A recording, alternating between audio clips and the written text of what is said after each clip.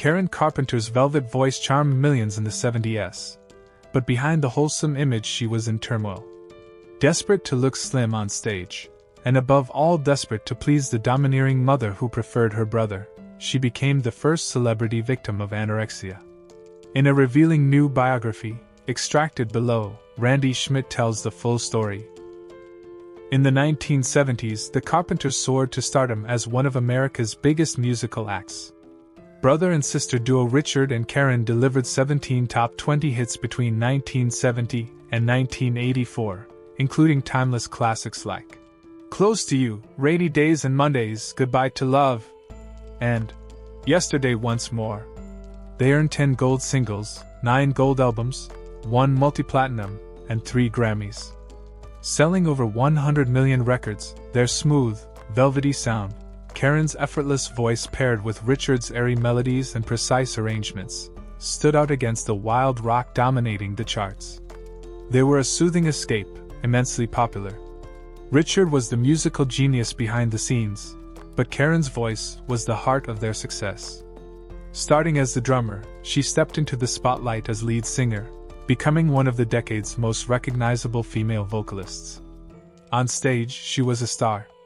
Off stage, her life was a heartbreaking contrast. Karen felt desperately unloved by her mother, Agnes, who favored Richard. This fueled her low self-esteem, leading to a secret battle with anorexia nervosa, a disorder that would claim her life at just 32. Journalist Rob Horberger captured it perfectly in 1996. If anorexia is a young woman's struggle for control, Karen was a prime candidate. Her voice and her mother's love belonged to Richard. At least she could control her body. By 1975, her weight plummeted to a shocking 91 pounds. It started innocently after high school. At 5 feet 4 inches and 145 pounds, chubby but not obese, Karen tried the Stillman water diet, dropping to 120 pounds through sensible eating. But touring made meals chaotic. On the road, it's hard to eat well, she once said. You perform on an empty stomach, then eat late at night. It's a recipe for weight gain. A turning point came in 1973 after a Lake Tahoe concert. Photos showed an unflattering paunch, horrifying her. She hired a trainer for a low-calorie, high-carb diet, but it built muscle instead of slimming her. Frustrated, she fired him and went solo. Hip cycles in bed, obsessive calorie counting. Friends noticed. She looked fabulous at 110 pounds, but couldn't stop. She got carried away, recalled Carol Kerb, sister of Karen's boyfriend. Everybody wanted to be Twiggy. Karen's tricks to hide her habits were clever but tragic. She'd push food around her plate, pretending to eat, or dole out portions to others. Here, try this. By dinner's end, her plate was empty, but untouched by her. Her mother caught on and pushed back, infuriating Karen. She layered clothes to hide her shrinking frame, shirts, sweaters, jackets. One friend glimpsed her sunbathing topless. You couldn't tell if it was a girl or a boy. No breasts. By 1975, at 90 pounds, exhaustion hit hard. Fans gasped at her wraith-like stage presence. Critics called her terribly thin. Tours were cancelled, including a lucrative European run, losing $250,000. She checked into a hospital for physical and nervous exhaustion, sleeping 14 to 16 hours a day under her mother's watch. Her weight climbed to 104 pounds, but the cycle continued with anorexia and bulimia over the next years. Meanwhile, Richard battled Quaalude addiction but recovered. In 1980, Karen, fresh from a failed solo album, got engaged to property developer Tom Burris after just 2 months. He seemed perfect, attractive, generous.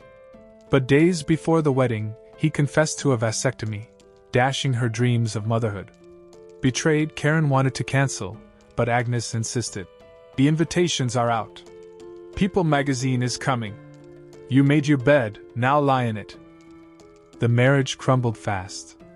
Tom lived beyond his means, borrowing $35,000 to $50,000 chunks from Karen until she was broke. He was cruel, calling her a bag of bones when she mentioned kids. Terrified by his temper, She filed for divorce in late 1981 after a disastrous European tour where interviewers grilled her on her weight. "I was just pooped," she lied, frowning. Desperate for help, Karen moved to New York in 1982 for therapy with Stephen Levenkrin, anorexia specialist. Sessions cost $2,000 monthly.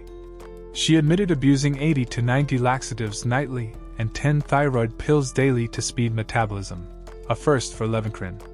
He pushed dependence on him to rebuild her identity, but progress stalled. At 78 pounds, she walked miles to sessions, burning calories. A family session exposed the rift. Levenkrin urged tactile love. Richard said, "Of course I love you." Agnes couldn't. "We're from the north. We don't do things that way." Hurt, Karen distanced herself.